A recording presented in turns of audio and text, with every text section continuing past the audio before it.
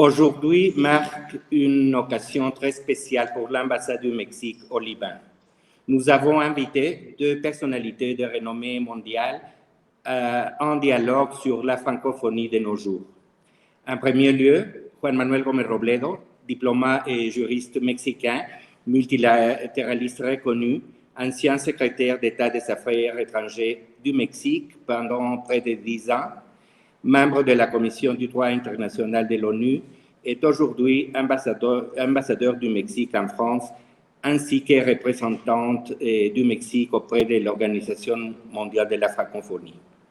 D'autre part, Alexandre Najar, avocat, l'un des écrivains libanais les plus prestigieux, auteur de plus de 25 livres, dont des romans et des essais, ainsi que lauréat du Grand Prix de la francophonie 2020.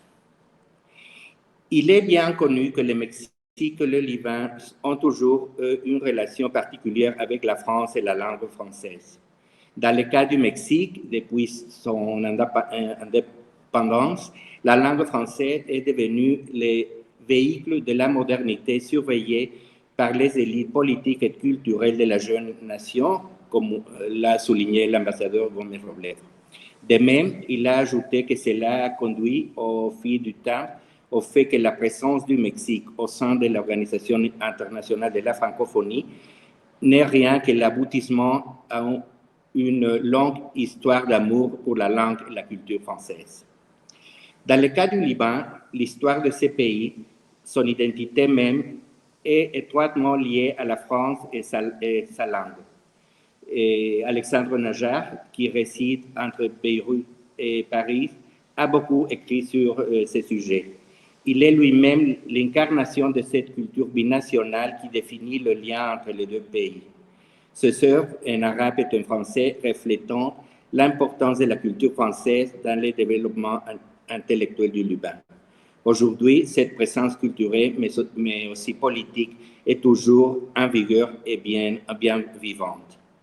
Je remercie l'ambassadeur Gómez Robledo et M. Najar pour leur participation à ces dialogues et je leur laisse la parole pour le lancement de la conversation.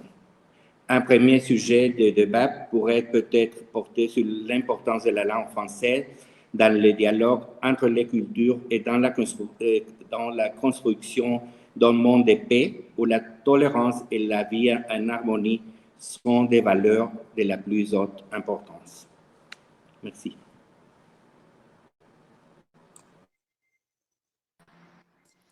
Oui, merci beaucoup, Excellence, pour cette introduction. Donc, je laisse la parole à Monsieur l'ambassadeur et je rebondirai moi-même après par rapport à ce qu'il aura dit. Je remercie également l'ambassadeur Madrazo de ces mots d'introduction qui contribuent effectivement à nous placer dans le vif du sujet, un sujet très vaste. Pour ma part, je voudrais parler de la place du français au sein des institutions internationales et plus particulièrement des instances juridiques internationales. Nous savons tous que jusqu'à la Deuxième Guerre mondiale, le français était la langue de la diplomatie, aussi bien de la diplomatie bilatérale que de la diplomatie multilatérale. L'anglais n'a fait son apparition qu'à Versailles au moment de la négociation des traités à la fin de la Première Guerre mondiale. Première fois qu'on a rédigé un traité de cette importance en anglais parce que, effectivement, les États-Unis étaient entrés en guerre et avaient exigé qu'une place plus importante fût accordée à l'anglais. Mais je pense que de manière définitive, c'est après la Deuxième Guerre mondiale que l'anglais prend toute sa place et débute une période avec la décolonisation également. C'est très important, on ne peut pas ne pas songer à la décolonisation, et surtout en Afrique et au Moyen-Orient, mais de façon très importante en Afrique. Tout cela a contribué à ce qu'on a pendant longtemps nommé un déclin de la langue française. et évidemment, d'aucuns ont pensé que le français disparaîtrait de la vie internationale. Or, il n'en est pas tout à fait vrai, tout cela n'est pas tout à fait vrai, et il faut penser que que certaines institutions internationales, et je vais commencer par la première en date, mais également la plus importante, la Cour internationale de justice, qui est l'organe judiciaire principal des Nations Unies, n'a que 2 langues officielles et 2 langues de travail, l'anglais et le français. C'est-à-dire qu'on ne peut pas aller auprès de la Cour, lorsqu'un pays, un État saisit la Cour, il ne peut plaider qu'en anglais ou en français. Et si cet État d'ailleurs choisit de plaider en anglais, il doit, par respect pour la langue française, il doit, à un moment donné, un des conseils de cet État doit pouvoir faire une partie même symbolique de la plaidoirie en français. Et l'inverse est vrai également. Lorsqu'on plaide en français, on insère également, à un moment donné, une partie de la plaidoirie en anglais. Et ce monopole, si je puis dire, des 2 langues, ce monopole des 2 langues est dû au fait, à l'importance que le droit international, disons, d'origine européenne, a eu pendant presque tout le XXe siècle. Le droit international tel que nous le connaissons encore aujourd'hui est européen par son origine, par sa conception, et même si le droit international s'inspire évidemment autant du droit anglo-saxon que du droit romain, c'est un droit fondamentalement européen. Et cela donc explique l'emprise des 2 langues au sein de la Cour, mais au sein du secrétariat de la Cour, au sein du greffe, la même chose se reproduit. On ne travaille que dans les 2 langues. Alors, évidemment, pour des pays comme le Mexique, qui sommes très attachés au droit international et à sa connaissance et à sa plus grande diffusion, et a fortiori lorsque des pays comme le Mexique, mais d'autres pays d'Amérique latine ont beaucoup contribué à la codification et au développement progressif du droit international, nous avons mené un peu, si vous voulez, cette bataille pour une plus grande diversité linguistique au sein de la Cour internationale de justice. Puisque l'espagnol est une langue officielle des Nations Unies, on trouvait cela bizarre que la seule organe des Nations Unies où on ne pouvait pas parler en espagnol ou en arabe ou en russe ou en chinois était la Cour. Alors, au début des années 90, le Mexique a mené une bataille qui a duré un certain temps, parce qu'il fallait s'attaquer autant au très puissant secrétariat des Nations Unies qu'au greffe de la Cour, qui est également très puissant, pour que, au moins, les arrêts de la Cour et les avis consultatifs fussent traduits en espagnol. Alors, on y est arrivé à moitié, c'est-à-dire les arrêts ne sont pas traduits, ce que le secrétariat fait, c'est un résumé en langue espagnole. Et ce résumé est très important parce que ça permet non seulement une plus grande diffusion dans les facultés de droit du travail de la Cour, en version résumée, une version qu'on ne saurait utiliser au sein d'une procédure. Alors, au moment d'une procédure, il faut se référer au texte anglais ou au texte français. Mais cela a eu un impact très important, et avec le développement des technologies modernes, pour si vous voulez, un plus grand plurilinguisme au sein de la Cour et évidemment, l'exemple a été suivi par les autres langues. Les arrêts sont maintenant traduits également à l'arabe, au russe, au chinois, donc aux autres langues officielles des Nations Unies. Mais ce qui est intéressant, c'est de voir que malgré la domination, si je puis dire, de l'anglais dans la vie internationale, le français a su se défendre. A su se défendre, mais dans une attitude de défense du multilinguisme. La France et la francophonie ne défendent pas la place du français pour en faire quelque chose d'équivalent de l'anglais. Non, ils veulent seulement que la plus grande place du français serve également à affirmer la diversité linguistique et l'essor de l'utilisation des autres langues. Cela est vrai pour la Cour. Force est de constater cependant que dans la littérature universitaire et académique en droit international, malheureusement, l'anglais est toujours dominant et si on ne publie pas, si un universitaire, un chercheur ne publie pas en anglais, il a beaucoup moins de chances d'être connu. Ses écrits sont beaucoup moins connus et diffusés que s'il écrivait ou elle écrivait en anglais. Donc, mais je trouvais intéressant de démarrer par là et de dire qu'au fond, cette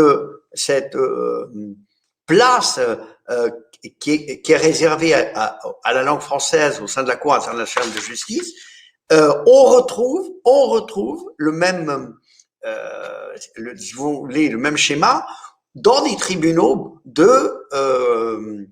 beaucoup plus récents. La Cour pénale internationale, créée à Rome en 1998, donc cour infiniment plus jeune que la Cour internationale de justice, même si on a repris c'est grâce à des pays comme le Mexique, et j'imagine le Liban a dû également faire son travail au moment de la négociation du statut de Rome. Maintenant, nous avons les 6 langues officielles des Nations Unies en tant que langues officielles de la Cour pénale internationale. Cependant, le français et l'anglais sont les 2 langues de travail, c'est-à-dire les juges doivent travailler avec le greffe et le bureau du procureur en anglais et en français. Je conclus en disant que un des arguments pour défendre ce duopole des 2 langues tient au fait que, et je pense que j'aimerais avoir votre avis, maître, les textes juridiques doivent être absolument identiques. Une erreur de traduction, une différence de traduction entre 2 versions linguistiques d'un texte juridique peut créer énormément de problèmes.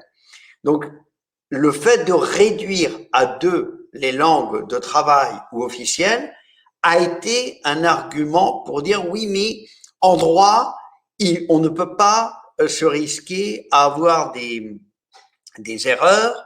Il y en a d'ailleurs de célèbres au sein du Conseil de sécurité touchant le Moyen-Orient. Il y a une erreur linguistique très importante qui fait date, qui vient de la guerre des 6 jours en 1967. Et bon, cet argument peut se tenir vu l'importance d'avoir une précision parfaite dans les textes juridiques. Cependant, il faut comprendre également la position des pays qui se disent mais ce n'est pas normal. Ce n'est pas normal dans un monde multipolaire, multiculturel. Si on veut que le droit international, si on veut vraiment s'approprier le droit international, il faudrait qu'un plus grand nombre de langues servent à véhiculer ce droit international. Et il faut, mais je comprends également, et là je conclus par là, que la France et la francophonie poussent avec d'autres États à préserver le rôle du français, parce que on constate que même quand il y a une supposée égalité entre l'anglais et le français, parfois le français est très peu utilisé ou est moins utilisé. Par la Cour pénale internationale, les chiffres que j'ai devant moi, c'est que le français n'est utilisé qu'à hauteur de 20%, donc l'anglais garde 80%. La pandémie, depuis un an, n'a fait qu'aggraver ce phénomène, parce que comme nous travaillons maintenant de plus en plus par visioconférence, la plupart de ces visioconférences dans les enceintes de l'ONU se tiennent en anglais, en une seule langue. L'interprétation simultanée est extrêmement compliquée. Je sais qu'on fait des progrès et les plateformes comme celles qu'on utilise à l'instant ont déjà permis d'intégrer des dispositifs pour qu'on puisse choisir sa langue, mais on est loin d'avoir atteint la perfection, et donc même si on n'est pas tout à fait d'accord, on se résigne à une utilisation accrue de l'anglais pendant cette période de pandémie. Voilà. Merci pour cette belle intervention.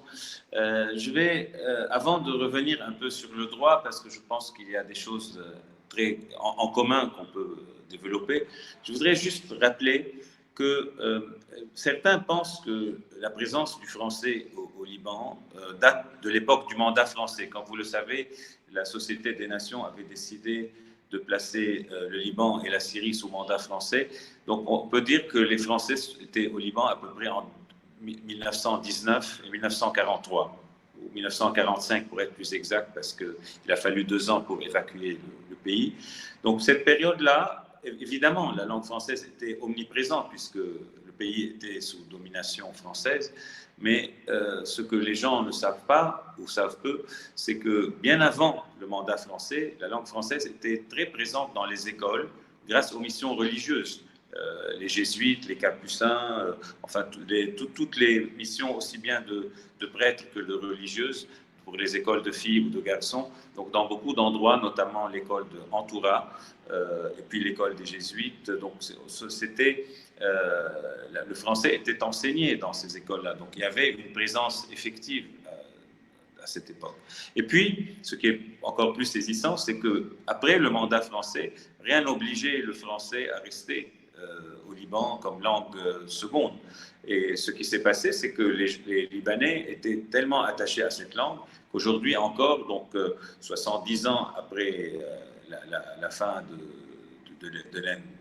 après l'acquisition de l'indépendance, donc depuis de 1945 à peu près, disons, ça fait combien, plus de 70 ans, le français est très présent à tel point que plus de la moitié des écoles du Liban aujourd'hui, plus de la moitié a le français comme deuxième langue et les autres ont le français comme troisième langue. Donc en fait, pratiquement tous les Libanais étudient le français ou comme deuxième ou comme troisième langue, l'arabe étant la langue maternelle qui est enseignée comme première langue. Donc, et ce que nous avons constaté, c'est que beaucoup de parents considèrent que aller dans une école qui a le français comme deuxième langue favoriser ensuite l'apprentissage de l'anglais, mais pas l'inverse. Ils considèrent toujours, on a senti, ça c'est pédagogiquement prouvé, que quand on étudie l'anglais, on a des difficultés pour étudier le français ensuite. Alors quand on étudie le français, l'anglais apparaît plus facile. Peut-être ça c'est lié à la grammaire, alors, je ne sais pas, mais c'est un constat aujourd'hui que les enfants ont plus de facilité de passer du français à l'anglais que de l'anglais au français, ce qui encourage les parents à mettre leurs enfants, même ceux qui se destinent à aller dans des universités américaines, aussi bien présentes au Liban comme l'EUB ou dans le monde, parce qu'on a beaucoup d'étudiants aussi qui vont continuer leurs études dans des écoles ou bien anglaises ou bien américaines. Donc aussi, ils se rendent compte que quand ils ont l'anglais comme troisième langue, ils le possèdent suffisamment pour pouvoir suivre ces études. Donc moi, je suis arrivé à cette conclusion qu'au Liban, la francophonie est encore très présente, mais qu'il ne faut pas du tout la mettre en opposition avec l'anglais, et qu'il faut plutôt militer pour le trilinguisme. Aujourd'hui, les Libanais ont toujours eu cette faculté d'ouverture depuis les Phéniciens. C'est un peuple qui est ouvert sur le monde, de par déjà sa position géographique au carrefour de 3 continents. Nous sommes ouverts sur le monde. Et ce trilinguisme, donc aussi bien la langue arabe qui sont nos racines, que le français, donc, comme je l'ai dit, qui fait partie de notre histoire, et l'anglais qui est une langue très utile aujourd'hui, il ne faut pas le nier. Moi, je ne suis pas du tout, je passe mon temps à dire, ne mettons pas l'anglais et le français en opposition quand nous le pouvons. Nous, au Liban, nous parlons toujours du vivre ensemble, les 18 communautés religieuses qui doivent vivre ensemble. Je leur dis aussi, au niveau linguistique, parlons de vivre ensemble, que ces 3 langues cohabitent harmonieusement. Et on s'est rendu compte que ces 3 langues, en réalité, véhiculent aussi leur culture. Chaque langue reflète une civilisation.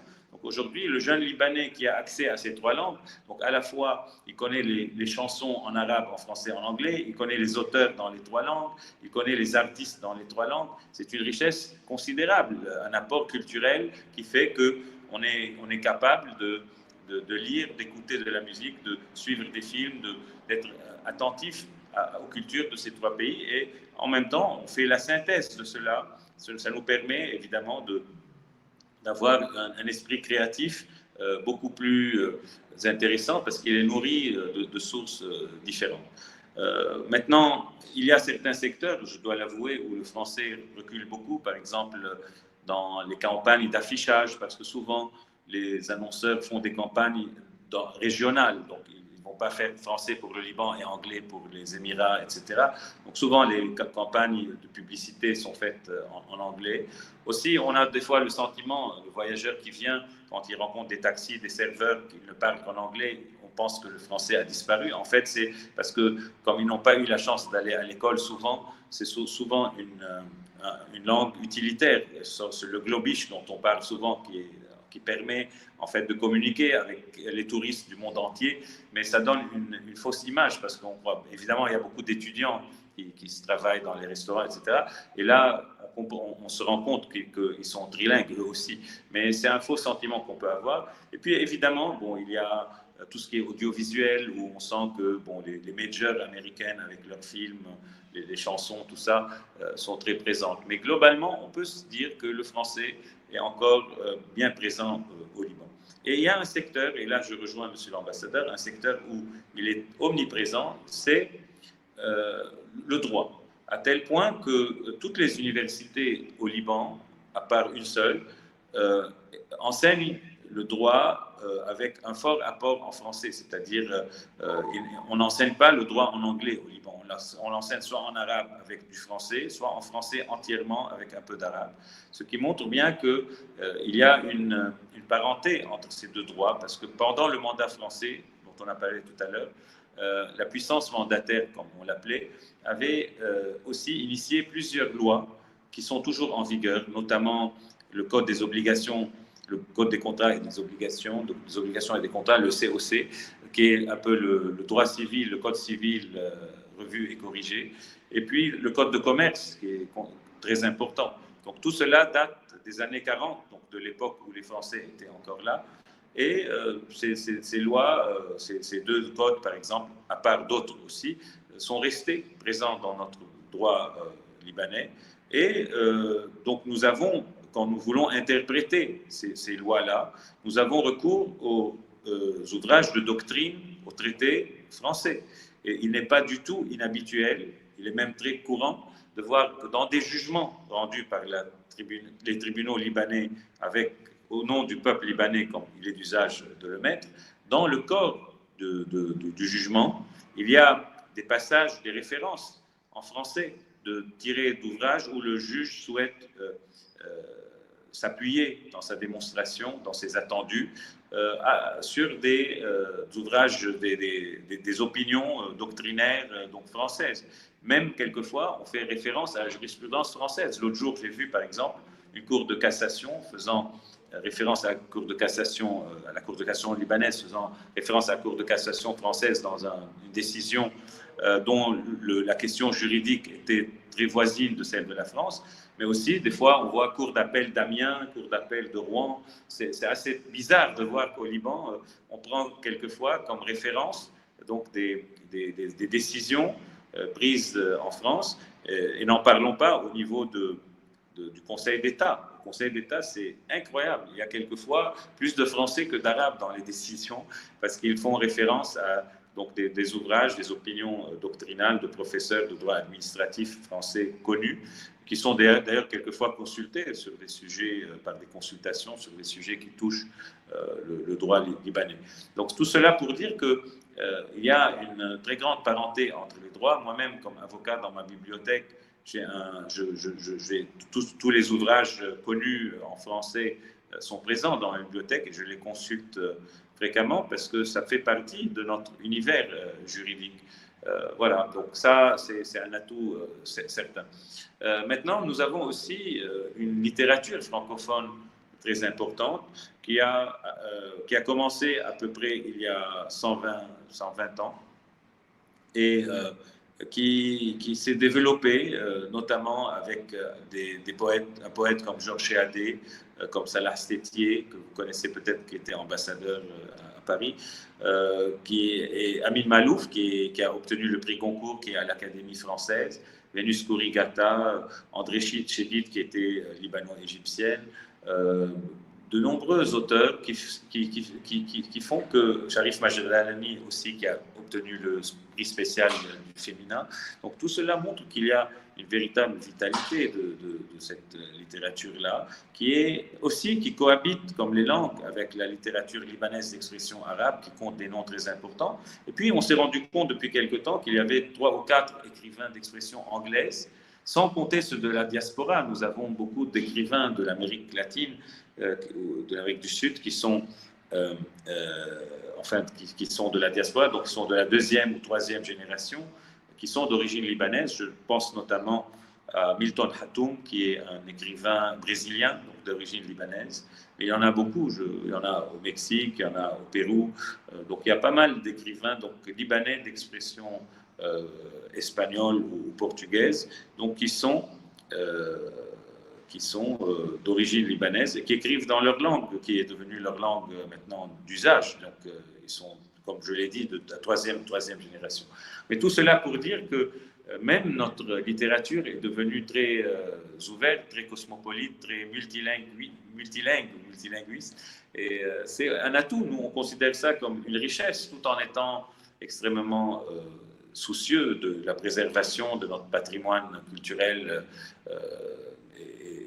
Mais cela, nous le considérons comme un enrichissement, comme une ouverture sur le monde. Et c'est ce qui fait peut-être la spécificité du Liban dans cette région du monde arabe, où souvent certains régimes vivent en autarcie ou bien voient avec un peu de prudence l'ouverture sur le monde.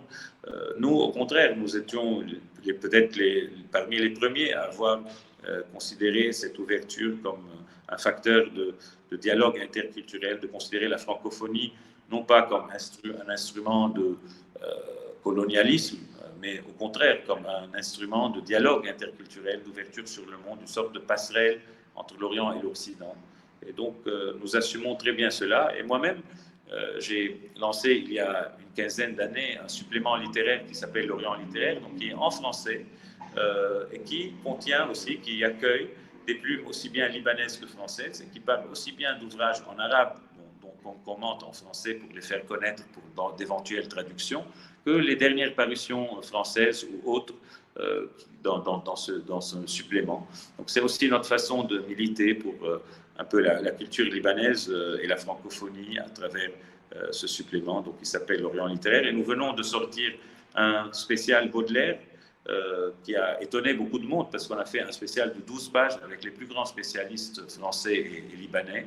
Et on a insisté beaucoup sur l'apport de Baudelaire, par exemple, à la littérature arabe, parce qu'on s'est rendu compte que beaucoup de poètes libanais et arabes également ont été influencés de façon directe ou indirecte par l'œuvre de Baudelaire. Et ça, c'était assez inédit parce que souvent, on voit des suppléments, on répète les mêmes choses sur lui. Mais là, on avait au moins 2 pages qui montraient l'apport de Baudelaire à la poésie arabe. Et c'était quelque chose qui correspond tout à fait à ce que le Liban représente, c'est-à-dire une sorte de trait d'union entre Orient et Occident, entre l'arabe et le français ou l'anglais. Je répète aussi que nous ne les opposons pas, nous considérons que le multilinguisme, le trilinguisme pour nous est un atout et que voilà, nous devons vivre avec ces trois langues qui sont un apport pour nous. Voilà. Merci. Et si on peut rebondir aussi si vous le souhaitez.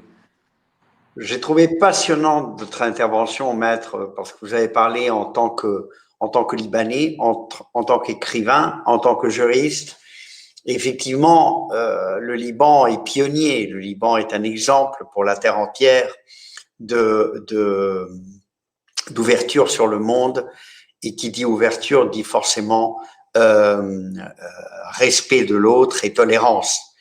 C'est évident. Le Mexique, puisque vous avez parlé des origines de la langue française au Liban, je veux rebondir en vous racontant très brièvement que s'est-il passé au Mexique. Évidemment, ce ne sont pas les Espagnols qui nous ont apporté la langue française, loin de là. Surtout lorsqu'on sait l'antipathie profonde qu'avaient les rois catholiques, Isabelle et Fernando, vis-à-vis de la France et vis-à-vis de François Ier. Et Charles Quint a hérité de cette antipathie vis-à-vis de la France. Donc ce ne sont pas les Espagnols qui nous ont apporté le français, mais c'est surtout notre quête d'indépendance. C'est pendant la quête de l'indépendance mexicaine que la philosophie des Lumières, qui avait déjà fait ses preuves aux États-Unis, l'indépendance des États-Unis était déjà acquise, mais la philosophie des Lumières a beaucoup influencé les mouvements ou le mouvement indépendantiste au Mexique au début du 19e. Et je dirais que pour la plupart du 19e, la France a exercé une influence culturelle certaine au Mexique. D'une part, à cause de cet apport de la philosophie des Lumières, d'autre part, parce que nous avons eu deux guerres avec la France au cours du 19e siècle, une petite guerre de courte durée et une autre un peu plus longue, qui se sont soldées par en faveur du Mexique. Finalement, le Mexique a gagné ces deux guerres, mais malgré cela, l'empreinte française est restée. Et je dirais surtout la dernière partie du 19e siècle, même en dépit de l'échec de l'intervention de Napoléon III au Mexique, l'empreinte française sur le plan strictement culturel est restée. C'est également dans la deuxième moitié du 19e qu'une très forte immigration française est arrivée au Mexique, venant de la région des Hautes-Alpes, mais également de la Haute-Saône. Et ces deux immigrations ont beaucoup influencé la présence du français au Mexique. Et comme pour le Liban, des ordres religieux français se sont installés au Mexique pour ouvrir des écoles, évidemment pour les élites, les jeunes filles. Par exemple, les dames du Sacré-Cœur ont très vite ouvert une école pour jeunes filles au Mexique. Mais d'autres ordres religieux, les Salésiens, après les Salésiens, les Maristes, évidemment, bon, les Jésuites, qui sont absolument universels, ont toujours été très présents. Mais les Jésuites étaient des Jésuites avant tout. Ils venaient d'Espagne, donc ce ne sont pas les Jésuites qui nous ont apporté aux Français. Ce sont surtout le Sacré-Cœur, les Salésiens, les Maristes, plus récemment les frères de Saint-Jean, qui gèrent d'ailleurs la paroisse française de Mexico. Et le Mexique, de façon assez étonnante, avec un voisin aussi puissant que les États-Unis, est resté un pays extrêmement ouvert à la culture française, peut-être par réaction. Vous serez peut-être étonné d'apprendre que nous avons un réseau extrêmement dense d'alliances françaises au Mexique, près de 40 alliances françaises, bon, pour un pays très grand, comme vous le savez, mais 40 alliances françaises, 5 lycées français, et une communauté française qui est de plus en plus grande, parce que il y a des investissements français très importants au Mexique, parce que il y a beaucoup d'échanges universitaires, des laboratoires mixtes de recherche entre les universités des deux pays. Enfin, tout ce... Mais je pense que de plus en plus, et là je vais rejoindre un peu votre propos, lorsque des familles mexicaines se posent la question de savoir quelle langue étrangère ils vont proposer à leurs enfants pour qu'ils apprennent une langue étrangère, évidemment l'anglais s'impose, mais s'il devait y avoir une autre langue en plus de l'anglais, le français viendra toujours en premier. Et on l'observe par les statistiques de l'OIF, de plus en plus, le français est présent dans les écoles mexicaines, publiques ou privées. Nous avons des échanges entre lycées parisiens et écoles publiques mexicaines d'élèves qui viennent en France et d'élèves français qui vont au Mexique. Donc, ces échanges existent. Ces échanges existent aussi parce que l'espagnol a une place de plus en plus grande en France. L'espagnol est la deuxième langue vivante étudiée en France, bien au-delà de l'allemand. L'allemand a été complètement dépassé par l'espagnol. Encore une fois, l'anglais s'impose, mais immédiatement après, l'espagnol est la langue vivante la plus enseignée en France. Et tout cela a créé des échanges qui se renouvellent tous les jours. Dans le cas de fonctionnaires, comme c'est mon cas, le cas de mon ami et collègue, l'ambassadeur Madrazo, évidemment, nous avons choisi de mettre nos enfants à l'école française, entre autres, parce que, vu la proximité culturelle des États-Unis au Mexique, s'il fallait donner à nos enfants une autre langue, et donc une autre culture, et donc une autre perspective du monde, le français s'y prête infiniment mieux. Mais moi, j'observe également, pour rebondir dans ce que vous disiez, le Liban est un exemple de continuité, d'ouverture, de multiculturalité. Bon, tout ça, vous l'avez très bien dit. Mais d'autres pays qui avaient été sous une forme ou une autre de colonisation par la France, que ce soit sous la forme de protectorat ou de mandat comme celui du Liban ou véritable colonie au sens du 19e siècle, beaucoup de ces pays, en Afrique, mais en Asie du Sud-Est également, ont voulu, au début de leur indépendance, rejeter complètement l'héritage culturel de l'ancienne puissance coloniale et ont opté pour des politiques éducatives donnant toute sa place à la langue locale, à la langue nationale, mais en refusant le français. Que s'est-il passé? Au bout de quelques années, il n'y avait plus que les personnes âgées qui parlaient le français.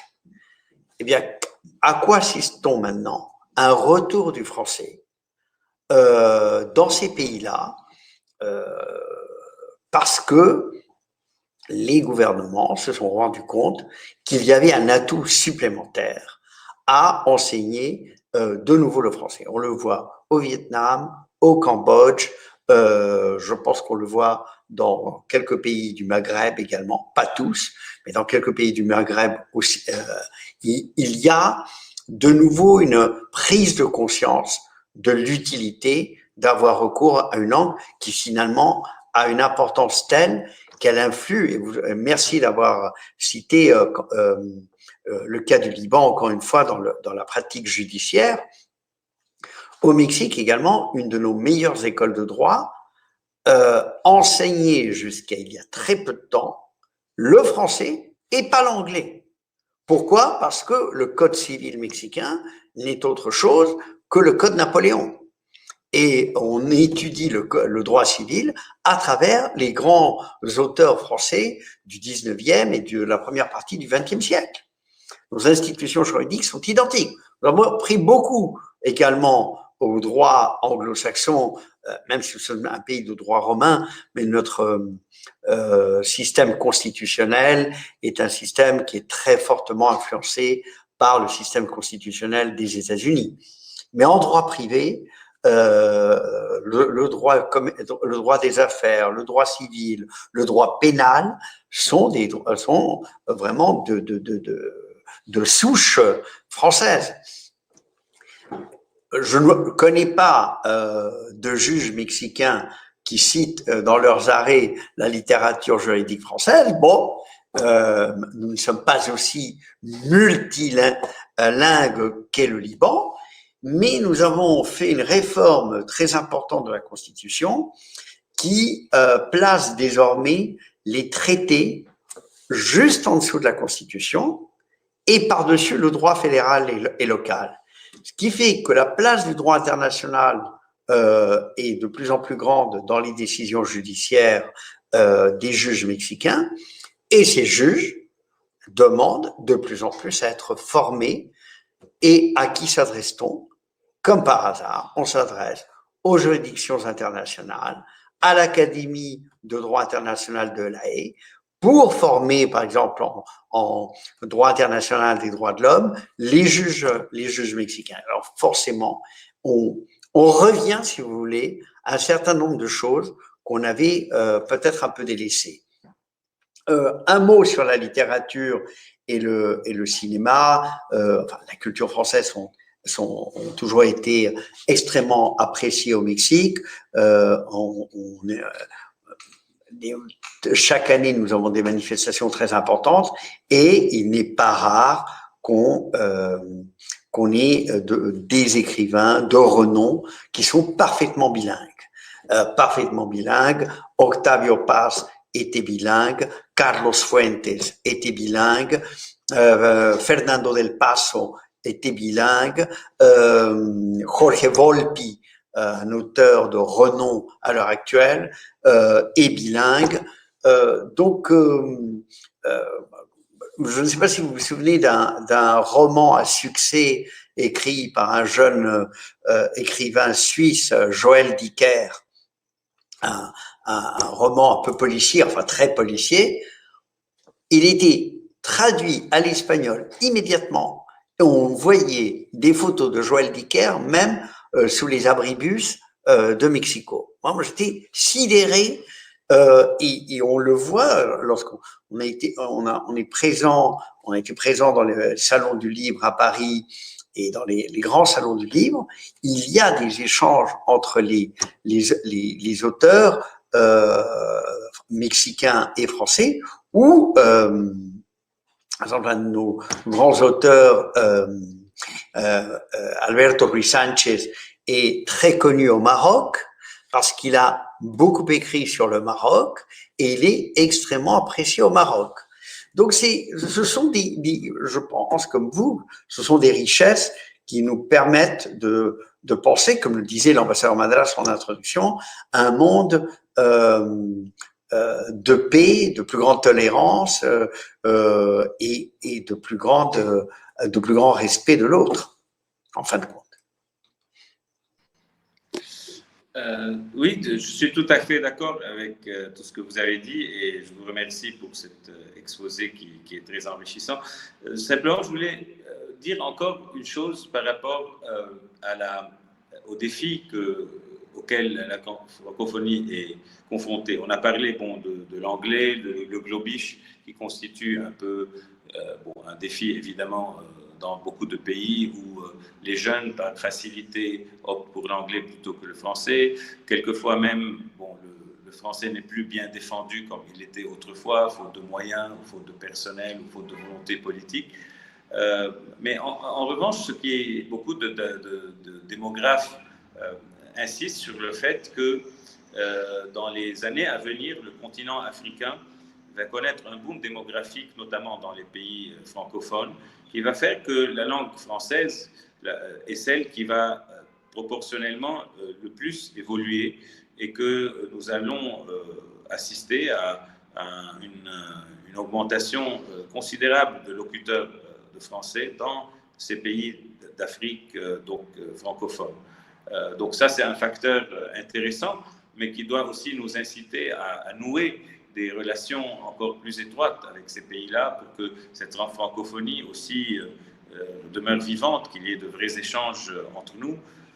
Il y a évidemment aussi le défi numérique où là, malheureusement, la bataille est loin d'être gagnée parce qu'on sent bien que l'anglais est aussi omniprésent sur la toile et que de plus en plus, il faut faire beaucoup d'efforts pour pouvoir obtenir des notices en français sur beaucoup de sujets, mais un effort est quand même fait à ce niveau.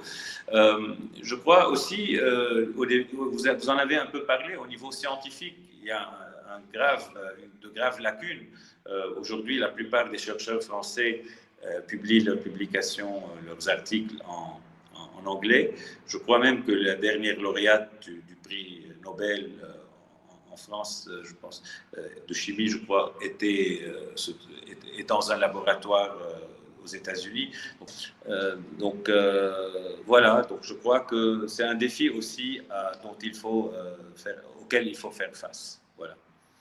J'ai beaucoup aimé votre dernier commentaire sur l'Afrique et je dirais seulement que la raison profonde pour laquelle le Mexique a rejoint la francophonie, c'est pour nous rapprocher de l'Afrique.